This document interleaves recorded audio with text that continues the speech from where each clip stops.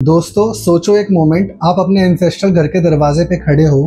वही घर, वही ज़मीन जहां आपके दादा परदादा और उनसे भी पहले जनरेशन्स ने अपनी ज़िंदगी जी। आप सोचते हो ये सब मेरा है क्योंकि मैं विरासत का वारिस हूँ। लेकिन जैसे ही आप इस प्रॉपर्टी को क्लेम करने की कोशिश करते हो, सामने आ जाती है दीवारें, लॉ, पेपर वर्क और समाज के पुराने कस्टम्स।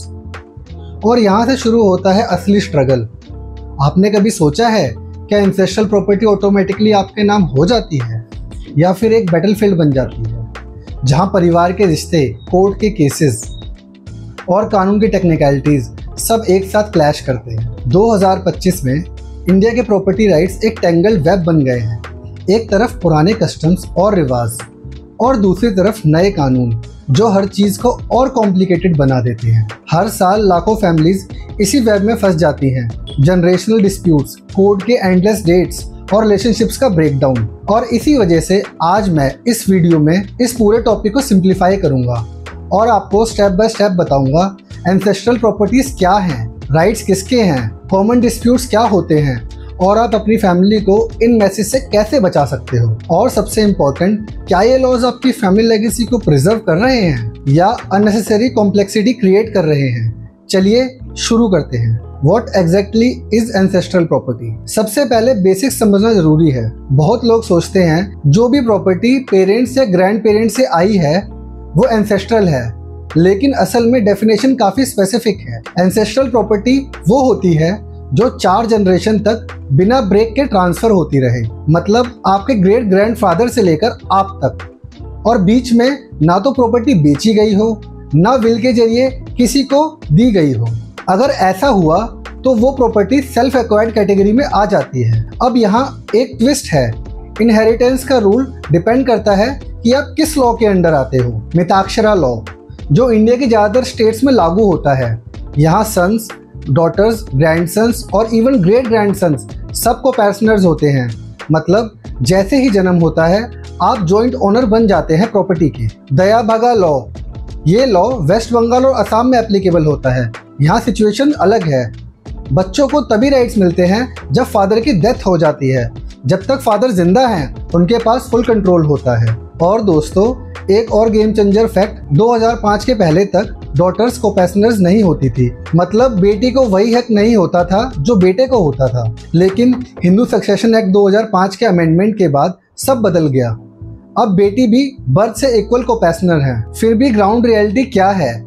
आज भी बहुत फैमिलीज आउटडेटेड कस्टम फॉलो करते हैं। बेटी से कहा जाता है तुम्हारा ससुराल ही तुम्हारी जिम्मेवारी है, ये प्रॉपर्टी तुम्हारे भाइयों की है। आप बताओ क्या आपने अपने आसपास ऐसे केसेस देखे हैं जहां डॉटर्स को उनका हक नहीं दिया गया हो despite the clear law? The legal मेज, कॉमन प्रॉब्लम्स, इनहेरिटेंस कॉजेज। तो अब मान लीजिए कि आपको आपके राइट्स का नॉलेज है, लेकिन क्या ये नॉलेज एनफ है? बिल्कुल नहीं। इनहेरिटेंस के केसेस एक अलग मेज बन जाते हैं जहां हर टर्न पर कंफ्यूजन खड़ा होता है। चलिए कुछ प्रॉब्लम्स देखते हैं।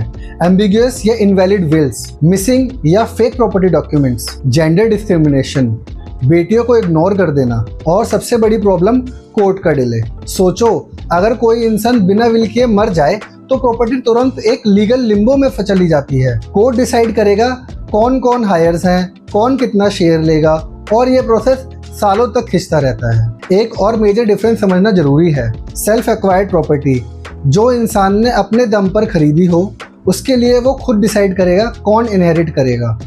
एंसेस्ट्रल प्रॉपर्टी, यहाँ सब को-पैर्सनर्स जॉइंट ओनर्स होते हैं, मतलब एक आदमी अकेले डिसाइड नहीं कर सकता कि बेचना है या गिफ्ट करना है। सबको कंसेंट देना जरूरी है। इसी वजह से कई बार प्रॉपर्टी पार्टीशन्ड ही नहीं होती, वो अनडिवाइडेड रहती है और नेक्स्ट जनरेशन के लिए एक टिकिंग टाइम बॉम्ब बन जाती है। इंडिया में आपने ज़रूर सुना होगा एक छोटी सी ज़मीन, एक एंसेस्ट्रल हाउस जो 40-50 साल से कोर्ट में अटका है। क्यों?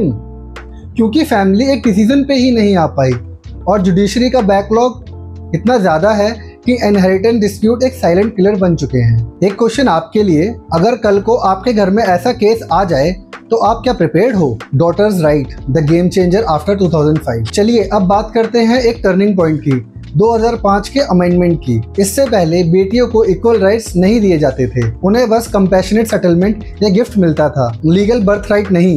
लेकिन 2005 के हिंदू सक्सेशन एक्ट अमेंडमेंट ने बेटियों को भी कोपैर्सनर बना दिया है, एग्जैक्टली जैसे बेटे होते हैं। इसका मतलब क्या है? डॉटर्स अपना शेयर मांग सकती हैं। प्रॉपर्टी बेचने या पार्टीशन करने के लिए उनका भी कंसेंट जरूरी है। अगर बेटी चाहे तो अपना हिस्सा बेच भी सकती है या लीगल केस फाइल कर सकती है। और सुप्रीम कोर्ट के रिसेंट जजमेंट ने इस राइट को रेट्रोस्पेक्टिवली भी अप्लाई किया है। मतलब चाहे फादर की डेथ 2005 से पहले हुई हो, बेटी फिर भी अपना हक क्लेम कर सकती है। अब सवाल ये है, क्या ग्राउंड रियलिटी में ये अप्लाई होता है? ट्रुथ ये है कि बहुत सी बेटियां अपना हक जानती ही नहीं है, और जो जानती हैं उन्हें सोशल प्रेशर से चुप कर दिया जाता है। लोग क्या कहेंगे, तुम्हारे भाई की इज्जत खराब हो जाएगी। लेकिन कानून क्लियर है, बेटी का हक बेटे के बराबर है, और 2025 की सुप्रीम कोर्ट रूलिंग्स इसको बार बार कंफर्म कर चुकी हैं। सोच के देखो, अगर बेटी को उसका हक मिलना शुरू हो जाए तो कितने इनहेरिटेंस डिस्प्यूट इजीली सॉल्व हो सकते हैं। Why making a will is a must. अब आप सोच रहे होंगे, अगर लॉ क्लियर है तो डिस्प्यूट्स क्यों होते हैं? सिंपल जवाब है, विल का एब्सेंस। इंडिया में लोग सोचते हैं कि प्रॉपर्टी ऑटोमेटिकली बच्चों को ट्रांसफर हो जाएगी, लेकिन बिना विल के एम्बिग्यूटी क्रिएट हो जाती है, और वही एम्बिग्यूटी कोर्ट के केस में बदल जाती है। एक लीगली वैलिड विल क्या करता है? क्लियर करता है कि किसको क्या मिलेगा, कोर्ट के चक्कर कम करता है, लीगल फीस और टाइम दोनों सेव होते हैं, और सबसे इम्पोर्टेंट, परिवार में अननेसेसरी फाइट्स नहीं होती। और दोस्तों, 2025 में एक नया ट्रेंड आया है, डिजिटल विल्स। आप अपनी विल को ऑनलाइन नोटराइज और स्टोर कर सकते हो, इजी टू अपडेट, सिक्योर और टेम्पर प्रूफ। तो सवाल आपसे, आप अपनी प्रॉपर्टी के लिए एक विल बनाएंगे या छोड़ देंगे अपने परिवार को एक लंबी लीगल फाइट के बीच? Inheritance dispute, the silent drain on families. Inheritance dispute India के मोस्ट कॉमन लीगल केसेस में से है, और कई बार ये 20-30 साल तक खिंच जाते हैं। क्यों होते हैं ये disputes? Judiciary burden, poor communication with families, outdated customs जहां डॉटर को इग्नोर कर दिया जाता है, और एक बड़ी वजह है लैक ऑफ लीगल एजुकेशन। सोचो, एक मिडिल क्लास फैमिली के घर फादर की डेथ के बाद 4 बच्चे अपना अपना हिस्सा मांगते हैं, कोई डॉक्यूमेंट्स क्लियर नहीं है, कोई विल नहीं। रिजल्ट्स, फैमिली के मेंबर एक दूसरे से बात करना बंद कर देते हैं और सालों तक कोर्ट में लड़ते रहते हैं। और अब 2025 में एक नया लेयर ऐड हो गया है, digital assets and crypto currency, bitcoin, NFT, digital investments. सवाल ये है, क्या फास्ट ट्रैक कोर्ट्स और मीडिएशन एनफ है इनहेरिटेंस डिस्प्यूट को सॉल्व करने के लिए, या हमें सिस्टम को पूरे तरीके से मॉडर्नाइज करना होगा? Practical tips to simplify inheriting ancestral property. तो दोस्तों, अब आप सोच रहे होंगे कि ये सब प्रॉब्लम्स अवॉइड कैसे की जा सकती है। चलिए आपको कुछ प्रैक्टिकल टिप्स देता हूँ। स्टेप नंबर 1, प्रॉपर्टी डॉक्यूमेंट्स हमेशा अपडेट और सेफ रखो, वेरिफिकेशन रेगुलर करते रहो। स्टेप नंबर 2, एक क्लियर विल या लिविंग ट्रस्ट ड्राफ्ट करो। Step number 3, family discussions open रखो, इनहेरिटेंस के टॉपिक अवॉइड मत करो। स्टेप नंबर 4, लीगल एक्सपर्ट्स को कंसल्ट करो, घर के बड़े लोग या हियरसे पर मत चलो। और सबसे इम्पोर्टेंट, डॉटर को एजुकेट करो, उन्हें उनके हक के बारे में बताओ। अगर ये स्टेप्स फॉलो करोगे तो आप अपने फैमिली के लिए एक स्मूथ ट्रांजिशन क्रिएट करोगे, ना कि एक battlefield. The future of property rights, tech and law together. 2025 में एक नया युग शुरू हो रहा है, जहां टेक्नोलॉजी और लॉ साथ मिलकर आपके प्रॉपर्टी राइट्स को सिक्योर कर रहे हैं। ब्लॉकचेन रजिस्ट्रीज जो टेम्पर प्रूफ होते हैं, फ्रॉड प्रूफ होते हैं। AI पावर्ड लीगल असिस्टेंट्स जो इनहेरिटेंस केसेस सिंप्लीफाई करते हैं। डिजिटल नोटराइजेशन और ई सिग्नेचर्स जो विल को सिक्योर और फास्ट बनाते हैं। सोच के देखो, अगर प्रॉपर्टी का पूरा रिकॉर्ड ब्लॉकचेन पे हो तो कोई फेक डॉक्यूमेंट्स बन ही नहीं सकते। लेकिन एक चैलेंज है, टेक्नोलॉजी तो प्रॉब्लम सॉल्व करेगी, और फैमिली डायनामिक्स इमोशनल होते हैं।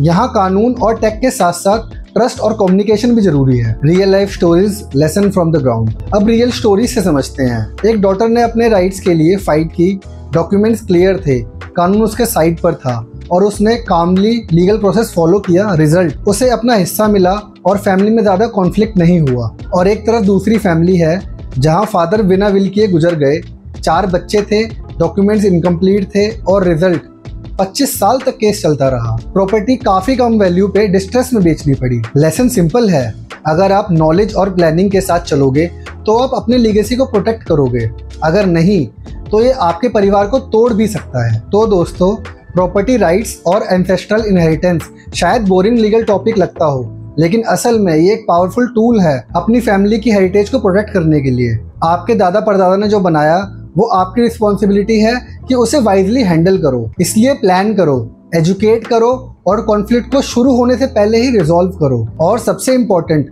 अपनी बेटियों को भी एजुकेट करो, उनका हक भी उतना ही है जितना बेटे का। तो मैं आपसे एक सवाल पूछता हूँ, क्या आप रेडी हो अपनी फैमिली लेगेसी को सिंप्लीफाई करने के लिए? अगर हाँ, तो इस वीडियो को लाइक करो, शेयर करो अपने दोस्तों और फैमिली के साथ, और कमेंट सेक्शन में अपने एक्सपीरियंस लिखो। और हाँ, सब्सक्राइब करना